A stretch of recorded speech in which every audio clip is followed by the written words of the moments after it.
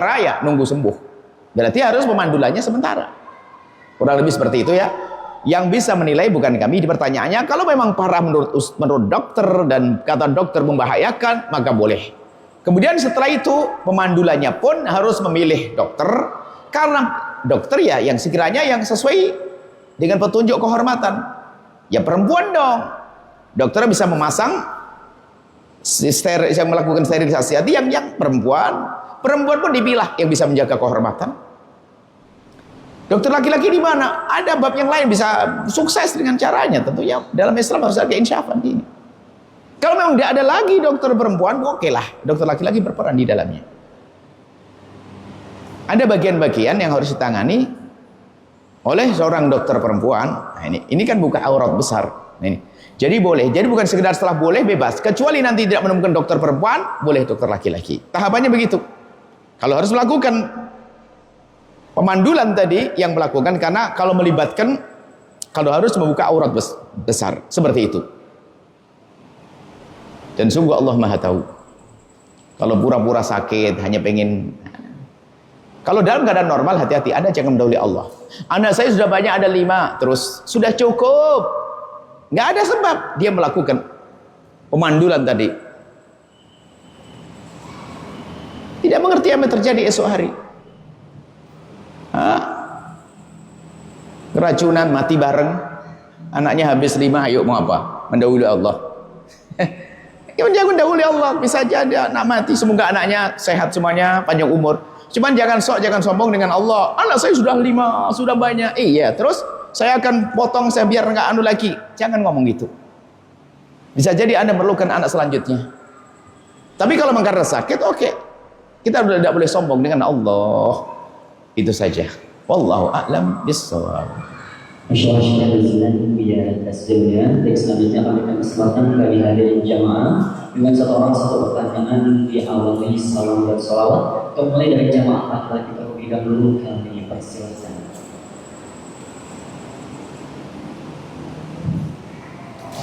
Bismillahirrahmanirrahim. Assalamualaikum warahmatullahi wabarakatuh. Waalaikumsalam warahmatullahi wabarakatuh. Allahumma sholli ala sayyidina Muhammad. Yang terhormat dan yang mulia guru kita tercinta Buya Yahya beserta keluarga. Semoga Allah memanjangkan umurnya dalam ketaatan serta sehat walafiat. Amin. Amin. Dan semoga Allah memudahkan segala urusan dunia dan urusan akhirat. Amin. Amin ya Rabbal Allahumma amin. Mohon izin Buya mengenai rukun qauli dalam pembacaan surat Al-Fatihah, terlebih ketika membaca surat Al-Fatihah di ayat yang ke-7. Muhammad suratul ladzina an'amta alaihim, kebanyakan suka dipotong, jadi diwakafkan, tidak dirasakan. Apakah hukumnya kalau kita bermakmum, kecuali atau kalau saya sendiri misalkan disuruh jadi imam juga nggak sanggup dalam satu ayat itu.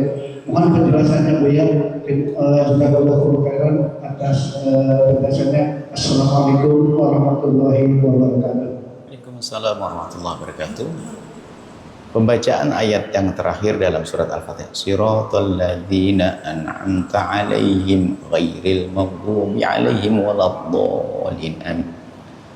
Maka kalau bisa, sebisa mungkin itu diselesaikan. Tidak usah dipotong di situ. Kalau bisa. Itu yang paling utama. Tapi nafas saya itu nafas pendek. Nggak akan mampu. Lalu saya berhenti. Shiratal ladzina an'amta 'alaihim. Bagaimana? Kalau adab, aturan bacaan guru tajwid kan langsung mengulang. Nggak boleh, bukan isanya kan nafal lah kan, itu kan larangan untuk berhenti kan, kurang lebih seperti itu. Apakah harus berhenti sampai tidak boleh berhenti? Kalau seandainya berhenti nanti harus diulang dari belakangnya. Kalau ulang dari belakangnya nanti balik lagi, saya nggak mampu lagi. Nah, memang dalam adab bacaan memang mengulang dari kalimat sebelumnya. untuk disambung dengan ghairil maghdubi.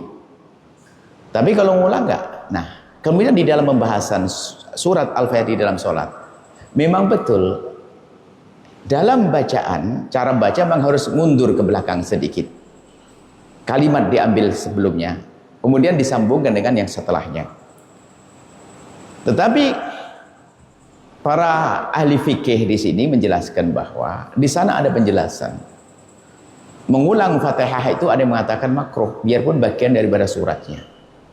Maka alangkah indahnya jangan sampai terjadi pengulangan pembacaan bagian daripada surat Al-Fatihah. Sehingga waktu baca siratal ladzina an'amta 'alaihim kok berhenti. Biasanya kan ngulang ke belakang, enggak usah ngulang, biar tidak ada pengulangan surat Fatihah. Langsung aja ghairil maghdubi 'alaihim waladdallin amin, kan begitu ya. Tapi kalau bicara dengan cara bacaan yang diajarkan waktu kita belajar tajwid kan enggak begitu. Akan tapi begini, berarti maka kemarin ada 3 cara. Yang pertama adalah langsung disambung siratal ladzina an'amta 'alaihim ghairil maghdubi 'alaihim waladdallin amin, kuat. Atau yang kedua siratal ladzina an'amta 'alaihim, enggak kuat, bagaimana nih? Maka agar tidak terjadi pengulangan Al-Fatihah, langsung saja ghairil maghdubi 'alaihim waladdallin amin, itu saja insyaallah. Kemudian ini khilaf di antara para imam. Ngulang pun bagian ayat juga nggak ada masalah. Yang mengatakan ada sebagian makruh, yang mengatakan batal pun sangat sedikit, bagian hampir tidak dianggap. Tapi tetap lebih bagus adalah tidak ada pengulangan satu kalimat pun di dalam surat Al-Fatihah. Anda baca Bismillahirrahmanirrahim, berhenti. Alhamdulillahirabbil alamin, Arrahmanirrahim, Maliki yaumiddin, Iyyaka na'budu wa iyyaka nasta'in, Ihdinas siratal mustaqim. Siratal ladzina an'amta 'alaihim ghairil maghdubi 'alaihim waladdallin amin. Kok panjang? Waktu siratal ladzina an'amta 'alaihim berhenti, ya sudah berhenti. Wala ghairil maghdubi 'alaihim waladdallin. Enggak usah mengulang agar terhindar dari atau khurut khilaf, keluar dari khilafnya orang yang mengatakan mengulang sebagian surat Al-Fatihah pun dipermasalahkan. Tentunya ini adalah bukan melanggar sampai derajat haram, melanggar cara baca tajwid yang selama ini kita pelajari waktu belajar Al-Quran, nggak sampai derajat itu. Ini adalah pembahasan para ahli fikih seperti itu. Allah alam bisawab. Insyaallah sudah berjalan ya sejauhnya. Baik, selanjutnya kita kesempatan kita dari jamaah wanita dengan satu pertanyaan diawali sambil salawat, kami persilahkan.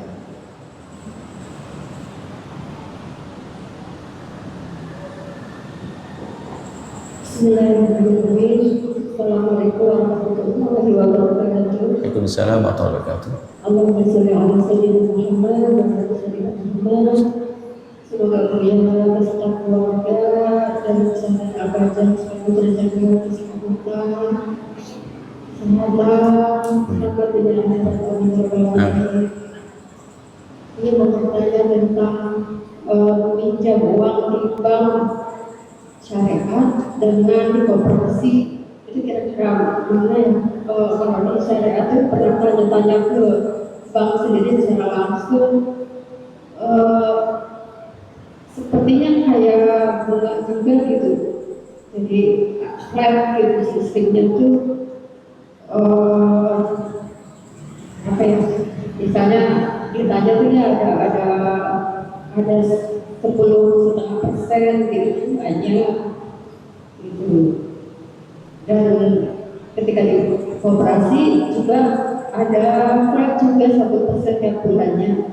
Dan dilihat pemasarannya buat peserta koperasi itu uang bunga itu kembali lagi kepada para peserta dalam bentuk seperti SHU, kemudian uang untuk ketika rapat ada, kemudian ada uang jalan-jalan bersama, dan memang ada sebagian untuk yang mengelola. Nah, kira-kira gimana Bu? Baik. Waalaikumsalam warahmatullahi wabarakatuh. Jadi gini Ibu, di dalam bank syariah sudah dirapikan tentang transaksinya, sehingga Ibu mengatakan seperti betul, akan tapi tidak sama. Dan itu juga pernah waktu itu orang Yahudi di saat mengingkari ribanya orang Islam, apa sih bedanya? Lalu mengatakan innamal bai'u mithlu riba. Di Al-Quran ada orang melakukan riba sama kayak orang jual beli cari untung. Kok nggak boleh, ada apa sih? Yang gitu ya. Jadi orang Yahudi dulu pernah mengkritiki tentang kok riba sampai diharamkan, ada apa sih? Kan cari untung itu. Jual beli juga cari untung, apa bedanya? Nah, makanya termasuk muncul bertanya seperti itu. Tapi kalau ke dalam, asalkan ketemu dengan orang yang mengerti di bank syariah tersebut, dia akan menjelentrehkan masalah margin. Itu adalah perkiraan, bukan harus pastikan. Memastikan bahwa perkiraannya seperti ini, karena akan usaha bisa diukur, bisa lebih, bisa kurang, dan seterusnya. Jadi bisa lebih, bisa kurang. Kalau memastikan nggak bisa, kok hebat banget mendahului Allah. Nah, itu ada, maka ada istilahnya adalah bagi keuntungan, bagi hasil, atau murabahah dan sebagainya. Itu ada transaksi, tinggal kita pilih transaksinya seperti apa. Yang menjadi masalah kadang yang bekerja di bank syariah itu alumni konvensional yang belum begitu memahami tentang transaksi Islam, sehingga dia belum bisa menerjemahkan transaksi yang syar'i. Sehingga paling enak kamu pinjam begini dapat begini, padahal itu ada aturan yang harus diikuti. Meminjam untuk apa dan sebagainya. Kemudian bagaimana untuk mengembalikannya, itu akan ada dibahas di situ.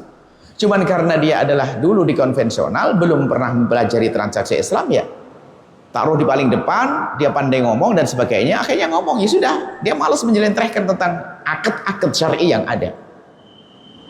Ada dewan syariahnya, ada yang membimbing tentang transaksinya, ada di sana. Yang menjadi masalah adalah saat kita tidak mengerti transaksinya, maka betul seolah-olah sama. Apa bedanya? Ini 1%, 5%, sama, padahal beda transaksi. Ini harus pahami bahwa ada kemiripan, adalah memang kalau kita melihat sepintas akan terjadi seperti itu. Tapi kalau kita selami ke dalam, tentu ada perbedaan yang sangat jelas. Kemudian urusan riba itu tidak harus namanya riba tidak harus ada kerugian. Ada riba yang nggak ada ruginya sama sekali. Riba itu kan riba qard, riba kan ada 3 yang lainnya. Cuman tidak pernah dibahas di sini. Riba yang selama ini dibincangkan kan riba qard, riba utang piutang. Ada riba fadl, riba nasiah, riba yad. Ada 3 riba lagi yang pernah dibahas. Saya beli emas kepada ibu, bayarnya besok, nggak sah, riba itu. Biarpun sama-sama untung. Ibaratnya ibu jualan emas, saya lewat, ini kok ada gelang bagus banget buat istri saya ini. Bu, saya beli bu. Ya, iya bu, ya ada apa-apa. Tapi duitnya nanti ya, nggak apa-apa. Tetap saya bayar besok hari. Ibu untung dapat keuntungan, saya dapat emas. Tapi nggak sah, kenapa? Tidak yad dan biyadin. Tidak saya serahkan uangnya, saya ambil. Riba di situ, padahal ada riba yang lain. Jadi kalau urusan riba jangan harus kerugian, enggak. Urusan riba patuh kepada Allah, itu saja. Yang masih di dunia riba ada bunganya, tinggal memohon ampun kepada Allah dan semoga menjadi pejuang di konvensional. Suatu ketika dirubah menjadi syar'i, kan ada. Sekarang konvensional hijrah menuju syar'i, kan ada. Anda jadi pejuangnya. Jangan menyerah. Lalu bagaimana di konvensional ini? Kita doakan semoga kelak mendapatkan bimbingan, punya kekuatan untuk merubah. Sehingga yang terjadi transaksi semua adalah sesuai dengan bentuk syariah. Kalau ada kekurangannya di bank syariat, kalau ada kekurangannya itu produk ijtihadnya manusia. Ya kita kesempurnakan dong. Ibaratnya dari dulu adanya bank konvensional, kita merindu hadirnya bank syariah. Hadirlah bank syariah. Kalau kami menggambarkan seperti kita sudah lama merindukan datangnya bayi. Artinya bayinya cacat. Nggak akan kita bunuh, kita gedekan, kita sempurnakan. Sama-sama. Tentunya bagi yang sudah berkecimpung di dunia syariah, tidak perlu lalu merendahkan yang masih di dunia konvensional. Karena memang keadaan kita semacam ini, kita doakan. Semoga saudara-saudara kita ke depan adalah mereka menjadi pejuang-pejuang yang bisa menjadikan transaksi di negeri ini adalah halal semuanya. Kan nggak mustahil ada perubahan-perubahan. Banyak perubahan yang tidak pernah kita bayangkan ternyata terjadi kok. Termasuk perubahan dalam diri Anda sendiri. Yang dulu seolah-olah nggak bisa melewati dunia konvensional, ternyata saya bisa melewati. Buktinya ada. Bisa terjadi pada satu orang. Duit saya banyak, ratusan miliar. Ternyata bisa berubah dia. Dia satu orang, bisa 2 orang, bisa 10 orang, bisa 1000 orang, bisa seluruh warga negeri kita. Kemudian bagi Anda yang sudah membenahi urusan keuangan sudah jauh dari riba. Tolong jangan pandang orang-orang yang masih di dunia konvensional dengan pandangan merendahkan. Anda tidak tahu, kita pernah suatu kita umrah dari awal akhir, orang yang masih di tempat tersebut menangis. Dia menyesali tentang dirinya, tapi dia keluar juga belum bisa, karena saya kalau keluar harus membayar begini-begini misalnya. Jangan merendahkan, itu saja. Baik, pertanyaan ibu, kelihatannya sama tidak ibu? Kalau di Islami beda. Yang menjadi masalah kadang-kadang itu loh, yang di caption yang di bagian depan itu cara menjelaskannya, apalagi menganggap ini ibu nggak ngerti apa-apa, menjelaskannya salah. Wah ini, Anda yang punya bank-bank syariah itu tolong pilih orang-orang yang benar jelaskan syariah. Kalau enggak ya pinggirin, taruh belakang bagian dapur saja bikin teh. Menerjemahkan syariah nggak bisa, taruh di depan. Ini bahaya. Kurang lebih seperti itu. Ada perbedaan. Jangan sampai ada mengatakan nah, jangan digembosi, jangan. Kita perlu, kalau ada kekurangan yuk kita sempurna bersama. Boleh, anggap saja ibu ini ada kritik. Kalau memang ada kesalahan transaksi, kita benahi bareng-bareng. Dan saya juga punya kritik kok kepada bank syariah. Tolong dengar wahai bank syariah, saya kritik waktu Anda mengizinkan adanya kredit emas. Kenapa harus paksain? Memang orang mati gak kredit emas? Tolong. Ini saya kritik kepada bank syariah. Saya dukung satu sisi, tapi kalau ada kekurangan saya kritik. Karena itu rumah kita, milik kita. Kenapa Anda paksain dengan kredit emas? Ada apa? Bisa dirubah dengan transaksi yang benar, dirubah, dikemas. Dan tidak usah dikirimi surat saya dikirimi surat. Enggak, saya rindu bahasa bank syariah ini semakin dekat dengan syariah. Kalau ada kekurangan kita sempurnakan. Jangan ada inovasi-inovasi akan tapi ternyata malah merusak kesyariahannya. Kurang lebih seperti itu. Semoga Allah mudahkan kita untuk berjuang, membela umat, mengangkat umat, menjauhkan daripada segala yang dimurkai oleh Allah. Allah alam bisawab. Selanjutnya visi Buya, Bapak itu pengalaman dan berkata. Insyaallah akan ada buka bersama puasa Arafah di pesantren. Dan sebelum berbuka ada kegiatan kita untuk bisa munajat, ada sholawat, ada tausiah, buka bersama, kemudian disambung dengan takbir keliling. Dan kami himbau angkat kembali syiar takbir. Adakan di musola Anda takbir mursal yang menggemakan suara di jalan-jalan, di pasar-pasar. Memang dulu kami mengajak untuk bisa takbir bersama kami, dan setelah itu kami sampaikan bagi tokoh ustadz jangan ikut kami. Anda buat di musola-musola samping rumah Anda. Kami hanya ingin memulai untuk bergerak. Alhamdulillah waktu itu kita mulai dengan Masya Allah. Tapi setelah ini setiap di perjalanan kita saling berpapasan dengan orang mengangkat syiar takbir. Senang kita di jalan-jalan bergema takbir dikumandangkan. Baik. Buka bersama insya Allah hari Selasa 9 Dzulhijjah 1447 atau 26 Mei 2026 4 sore sampai selesai. Bagi yang ingin berpartisipasi menyambut para tamu langsung saja, karena kita perlu menyiapkan banyak hal. Insyaallah semoga Allah milih kita untuk bisa berjuang di dalamnya. Langsung ke BSI nomor rekening 751 2222 182 atas nama Al-Bahjah Event. Informasi dan konfirmasi 0812 8871 4758. Kemudian Infak Center Al-Bahjah untuk menjadi keluarga besar yang lebih dekat. Anda keluarga semuanya, akan tapi harus ada ikatan khusus dong. Ikatannya adalah Anda berderma. Sebetulnya yang kami rindu adalah hati Anda sambung beneran, bukan banyaknya uang. Kalaupun seandainya Rp1.000 per bulan, saya ingin tahu siapa yang keberatan dengan Rp1.000 per bulan. Orang seperti apa?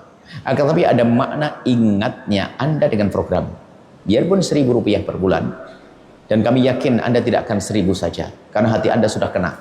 Pasti nanti akan berubah jadi 10.000. Tak taunya kaya raya Anda bisa 1 miliar ada yang berikannya. Kalau yang Anda berikannya 1 miliar, pasti duit Anda lebih dari itu, kan gitu. Makanya kalau sedekah jangan sedikitnya. Kalau Anda bisa 1.000, berarti memang uang Anda cuma 10.000. Kalau Anda bisa 100.000, berarti uang Anda sudah jutaan. Kalau Anda bisa berderma 5 juta, pasti mungkin uang Anda sudah miliaran, kan begitu. Apalagi Anda berderma 1 miliar, wah ini. Makanya ingin, ya Allah, saya ingin berderma yang banyak, ya Allah. Dimulai dari 1.000 rupiah, ngikat hati. Langsung ke BSI nomor rekening 7200 420092 atas nama Yayasan Al-Bahjah kode bank 451, atau ke Bank Niaga Syariah CIMB Niaga Syariah nomor rekening 862222208300 atas nama Alas Al-Bahjah kode bank 022, informasi dan konfirmasi 0813 1838 3656. Penerimaan siswa baru untuk Al-Bahjah cabang 1. Cabang 1 itu adalah dulu pusat, kantornya di kantor pusat sana. Biarpun kantor pusat ada sendiri. Ini ada cabang 3. Ini di mana ini? Gelombang 3. Insya Allah mulai sampai tanggal 3 Dzulhijjah, masih banyak waktu. Pastilah Anda menjadi penyeru. Anak Anda masukkan ke pondok. Jika Anda tidak bisa memasukkan anak Anda harus dapat kemuliaan. Anaknya, keponakan Anda, cucu Anda, anak tetangga Anda, pelanggan toko Anda harus mengajak siapapun. Biar Anda punya peran di dalam perjuangan yang dahsyat ini. Informasi dan konfirmasi untuk SD, SMP, dan SMA, dan sudah stay sekolah tinggi. Informasi dan konfirmasi 0813 1822 3521. Mari kita tutup dengan doa bismillahirrahmanirrahim. Alhamdulillahirabbil alamin. Allahumma shalli ala habibina sayyidina Muhammad wa ala sayyidina Muhammad. Allahumma ya Allah ya Rahman ya Rahim. Pandang kami dengan kasih sayang dan cinta dari-Mu ya Allah. Berikan kepada kami segala kebaikan di dunia dan di akhirat. Ampuni kami, orang tua kami, guru-guru kami. Berikan kasih sayang-Mu kepada mereka ya Allah. Ya Allah, jauhkan kami dari menfitnah dan difitnah. Dan kami mohon ya Allah, wujudkan keindahan dalam rumah tangga kami, suami istri yang saling mencintai karena-Mu, dengan anak yang soleh solehah, dibanggakan oleh kekasih-Mu Nabi Muhammad. Dan kami mohon ya Allah, wahai Zat yang Maha Kasih, yang sempit rezeki lapangan dengan rezeki yang halal penuh berkah, yang sakit sembuhkan, yang punya hutang mudahkan kami dalam bayar hutang-hutang kami. Dan kami mohon ya Allah, wahai Zat yang Maha Kasih, kami mohon ya Allah, jaga negeri ini. Jaga negeri ini Allah. Berikan kepada kami pemimpin yang baik, pejuang-pejuang yang baik, yang tulus ya Allah.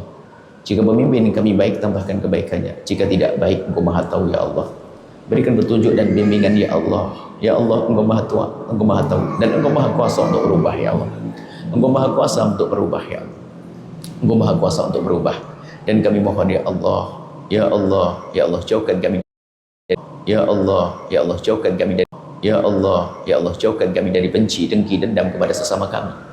Maka kami mohon ya Allah, jika ada orang menyakiti kami, zalim pada kami, aniaya kepada kami, menfitnah kami, menggunjing kami mohon ampuni mereka, jangan hukum mereka, karena mereka umat kekasih-Mu Nabi Muhammad.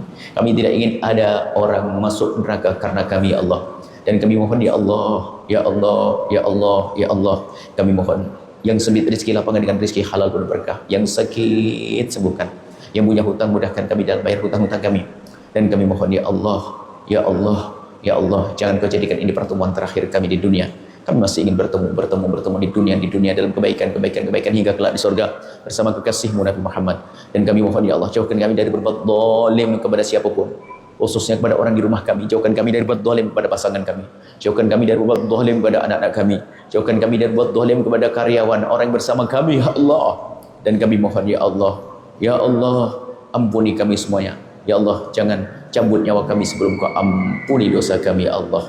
Dan kami mohon ya Allah, jauhkan kami dari sebab kehinaan, jauhkan kami dari meninggalkan salat, jauhkan kami dari minuman keras ya kami semua ya Allah, baik ini dalam masjid atau di luar masjid. Jika ada di antara mereka ya Allah, ada hamba-Mu yang sering meninggalkan salat, kami mohon ya Allah, ampuni mereka, berikan kesadaran, dan jadikan di esok hari menjadi ahli salat. Dan jauhkan kami dari minuman keras ya Allah. Jauhkan kami dari judi ya Allah. Judi ya Allah, judi secara langsung atau judi online ya Allah. Jauhkan kami dari pinjaman-pinjaman yang membawa riba ya Allah, mengandung riba ya Allah. Dan jauhkan kami dari meminjam ya Allah. Jauhkan kami dari meminjam. Ya Allah, cukupkan rezeki kami ya Allah. Dan kami mohon ya Allah, jauhkan kami dari sebab kehinaan. Jauhkan kami dari ya Allah segala kehinaan ya Allah. Jauhkan kami dari zina yang busuk, hina dan kuhinakan itu ya Allah.